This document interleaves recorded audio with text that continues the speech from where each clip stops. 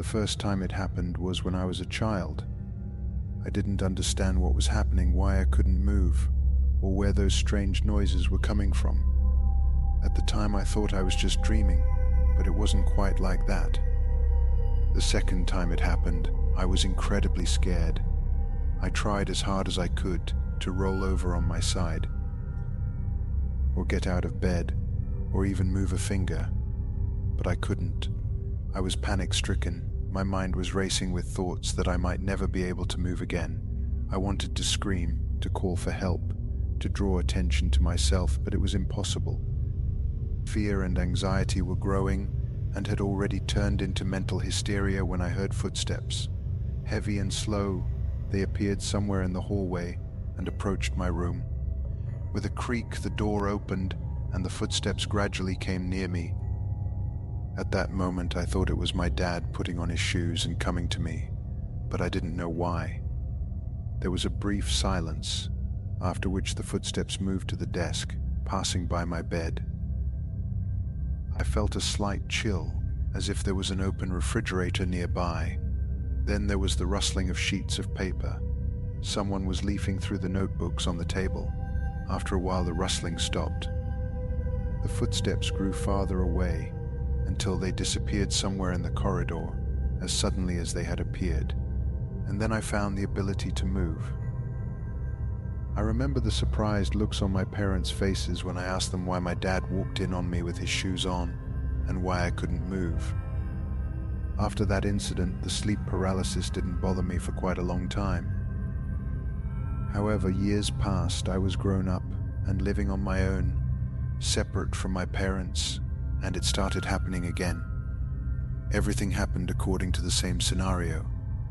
I would wake up in the middle of the night and realize that I couldn't move or do anything at all. Sometimes strange and even frightening sounds were heard, but most of the time everything was quiet. At first I worried and panicked from helplessness, but over time I learned to get out of that state.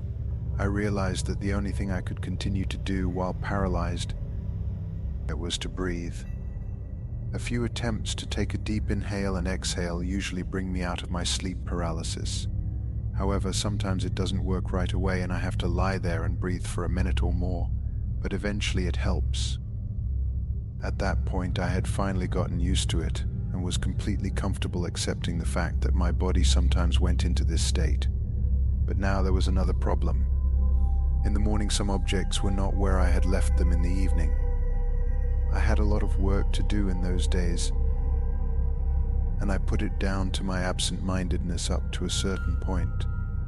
When I woke up in the night, I once again realized that I couldn't move and calmly began my usual procedure of getting out of this state, except that this time I didn't succeed. I could breathe, but I couldn't take a deep breath, no matter how hard I tried. I felt a little fear, but overall I was calm. If this method doesn't work, I'll non-fatally think of something else. At that moment, footsteps sounded in the hallway. Just like then, heavy and slow, they reached the room. With a creak, the door opened. The footsteps moved toward me and stopped right beside the bed. I felt a small chill again and remembered that incident from my childhood. The fear became many times stronger. My heart pounded like crazy, and a faint, barely audible whisper cut through my ears. I struggled to make out the words. "It's hiding in the bathroom." It repeated for a few seconds, and then the footsteps began to drift away. The imitation experience being created sounded awfully loud in the stillness of the night. So when they fell silent in the middle of the hallway, it seemed to me that whoever was making them had just stopped and was standing there. But naturally there was no one there. Soon I was able to move and immediately walked around the entire apartment, checking every corner. I checked the bathtub with extra care, but found nothing. All indications were that I was once again the victim of a hallucination of sleep paralysis. It's the norm, as they say, but it doesn't make it any easier. The following evening I met my neighbor who lived one floor below me in the entryway. "What was your stomping last night?" she asked me unhappily. "Couldn't you have kept it down?" "What stomping?" I asked, feeling my body goosebumps. "I didn't hear anything. It's not the first time it's happened." She said judgmentally, "I don't know what you're doing, but you could have kept it down, huh?" Okay, that conversation shocked me. So it wasn't really a hallucination, but I couldn't find anything anywhere. I couldn't make sense of it. I couldn't understand anything at all. In the evening, I couldn't sleep for a long time, tossing and turning and thinking about everything.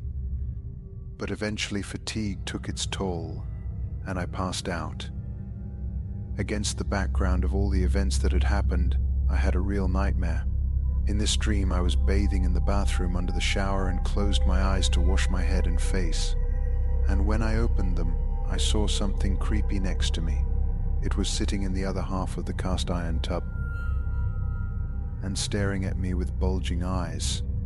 It had milk long arms holding onto the edges of the tub, wet disheveled hair hanging over its shoulders and face, and a slightly open mouth full of yellow, half-collapsed teeth.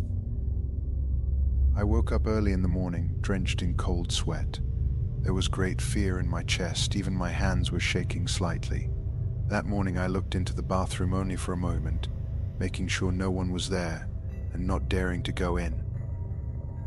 When I got home from work in the evening, my body ached with fatigue and exhaustion, so all those terrors receded into the background. I didn't completely forget about the nightmares, but I didn't care about them, not yet.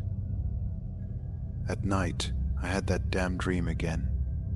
I'm standing in the bathroom, closing my eyes to wash my head. When I open them, there's that creepy thing sitting next to me again, staring at me with his eyes wide open. And this time it's even holding out its ugly hands towards me.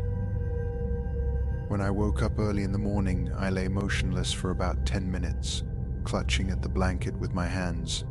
During that time, there were quiet, barely audible rustles coming from the bathroom. It was possible I was just imagining it, though. At least that's what I hoped. No amount of work or fatigue could make me ignore the fact that something was wrong.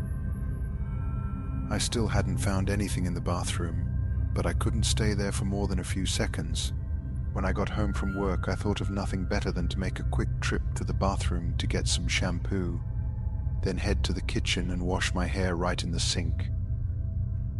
I didn't think some ridiculous nightmares could affect me that much. When I went to bed, I turned on the lights all over the apartment and prepared myself for the fact that I would probably have another one of those nasty dreams at night. But I was wrong. I didn't have any dreams. Instead, I was once again made to feel completely helpless. Sleep paralysis set in. It was the only time my eyes were open. The lights that had been on since the evening were nowhere to be found. It was total darkness. I couldn't move, nor could I take a deep breath in or out, so I had to get out of this state some other way. Just a few seconds later, loud, heavy footsteps sounded in the hallway, and the door to the room opened. A large, broad silhouette appeared in the doorway. He had to duck slightly to enter the room, as he was over 2 meters tall. It was hard to see anything in the darkness. But I couldn't help but notice the huge horns on his head. He stopped just short of my bed. Now I could see the glint of his eyes in the darkness. They didn't glow in the darkness, just some tiny beam of light that made them visible. There was a vague movement on his face, as if a multitude of fingers growing from his cheeks were moving uninterruptedly around his mouth, nose, and eyes. Soon he continued walking in my direction and coming close to the bed and disappeared from my sight. Just like that, there was a barely audible whisper, repeating the same phrase several times. I was so scared that I didn't try to understand the words. I just wanted this something to get as far away from me as possible. Unfortunately, I did manage to make out the word. It's coming for you. As the creepy creature began to walk away, I finally managed to get out of my sleep paralysis. As soon as I made the first movement, the lights immediately came on throughout the apartment. The thing disappeared and I sat on the bed, trying to figure out what had happened. My hands were shaking with fear, my heart was racing, and my mind was racing with panicked thoughts. Whether or not it was a hallucination didn't bother me at all now. I packed everything I needed and moved to a rented apartment that morning because it was unbearable to stay here. Everything was fine at first. I didn't have nightmares anymore, and the sleep paralysis didn't set in. But it didn't last long. I tried to find information about it on the internet, talked to people calling themselves demonologists and exorcists. It was no use. All of them turned out to be ordinary charlatans, and all I could find on the web was stupid advice about going to a doctor and taking sedatives. Now, no sleeping pills can save me from the horrible dream I have every damn night. In this dream, I see that horrible creature again, with big eyes, disheveled hair, and long, skinny arms. Only now I am no longer in the bathroom, but in my room. I wake up the moment this thing crawls into my room and moves toward me. Each time the moment of awakening is later, and the creature gets closer and closer to me. Last time it could barely touch me with its fingers. And last night I got an unpleasant surprise. Instead of a terrible dream, I had sleep paralysis. My eyes were closed, but that didn't stop me from realizing what had happened. I heard the creak of a door opening, followed by the stomping of hands and feet clumsily treading on the floor. As the stomping got close to me, something grabbed my blanket and started pulling it down to the floor. I was able to start moving the moment I felt cold fingers digging into my leg with sharp claws. I don't know what I'm supposed to do now. The wounds on my leg, by the way, were quite deep. I had to work hard to stop the bleeding. I'm afraid to go to bed because I know that thing will come. And when it comes, of course, I'll be able to get out of my sleep paralysis. But probably after I'm dead.